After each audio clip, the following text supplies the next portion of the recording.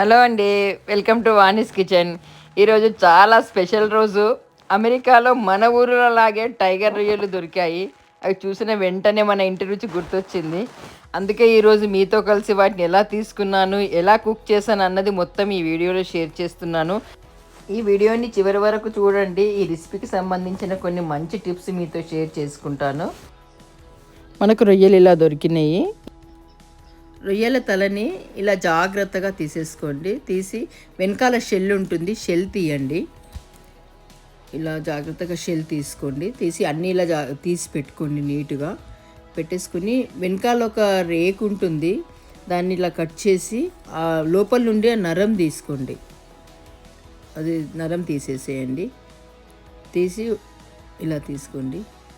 తీసి ఒక ఉప్పు వేసి ఒక 3-4 సార్లు కడిగి నీట్గా పెట్టుకోండి. ఇప్పుడు మన కర్రీకి రెడీ అయిపోయినాయి రొయ్యలు. ఇప్పుడు ఒక పావు టీ స్పూను పసుపు వేసుకోండి రొయ్యల్లో. ఒక స్పూన్ సాల్ట్ వేసుకోండి. కొంచెం వేసి కలిపేసుకోండి. ఇది పసుపు సాల్ట్ ఇలా వేసుకొని ఇలా కలిపి పక్కన పెట్టేసుకోండి. నేను చెప్పే ఇంగ్రీడియంట్స్: 1 కేజీ రొయ్యలకి ఒక పెద్ద సైజు ఉల్లిపాయ తీసుకోండి, ఒక 8 పచ్చిమిరపకాయలు తీసుకోండి. అన్నీ మిక్సీ జార్లో వేసుకొని మెత్తడి పేస్ట్ చేసుకోండి. ఆయిల్ వేసుకోండి. మనం ఉప్పు పసుపు కలిపి పెట్టుకున్నాం కదా, రొయ్యలు వేసుకోండి. రొయ్యలు వేసుకొని నీళ్ళు ఇంకేంత వరకు ఎక్కువగా ఫ్రై చేయకండి. ఇలా కొంచెం ఒక 50% ఉడికించుకోండి. రొయ్యని ఎక్కువ ఉడకనియకండి, గట్టిగా అయిపోద్ది. దీని పక్కన గిన్నెలకు తీసుకొని పెట్టుకోండి.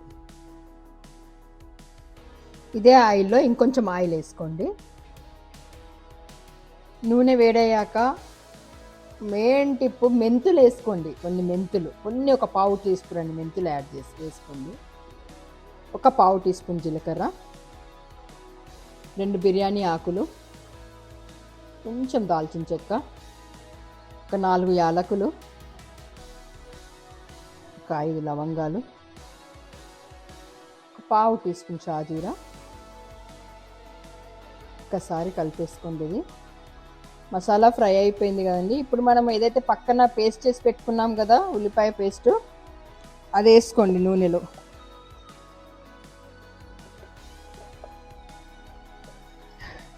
ఉల్లిపాయ పేస్ట్ని నీట్గా ఫ్రై అవ్వనివ్వండి. మొత్తం ఆయిల్ అంతా పైకి వచ్చే వరకు. ఉల్లిపాయ పేస్ట్ బాగా ఫ్రై అయిపోయిందండి. 1 స్పూను అల్లం వెల్లుల్లి పేస్ట్ వేసుకోండి. ఈ పేస్ట్ కూడా బాగా ఫ్రై అయ్యేంత వరకు ఫ్రై చేసుకోండి. అల్లం వెల్లుల్లి పేస్ట్ ఫ్రై అయిపోయిందండి.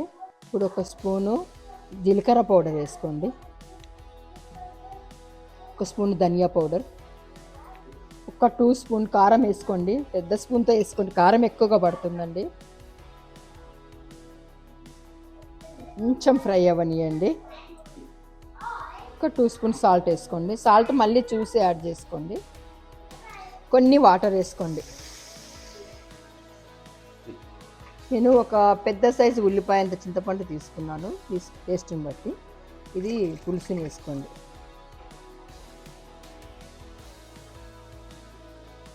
ఇప్పుడు మనం రొయ్యలు ఫ్రై చేసుకొని పెట్టుకున్నాం కదా, ఆ రొయ్యలు వేసుకోండి. బాగా కలిపేసుకొని మీడియం ఫ్లేమ్ మీద ఒక 15 మినిట్స్ ఉడకబెట్టేసుకోండి.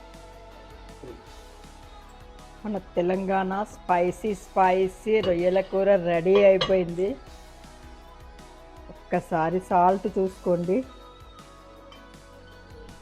ఒక్కసారి తినేసి చూద్దాము. మీరు తప్పకుండా ట్రై చేయండి, మీకు నచ్చుతుంది.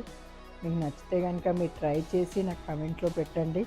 నా ఛానల్ని సబ్స్క్రైబ్ చేసుకోండి. నెక్స్ట్ వీడియోలో మళ్ళీ కలుస్తానండి. బాయ్.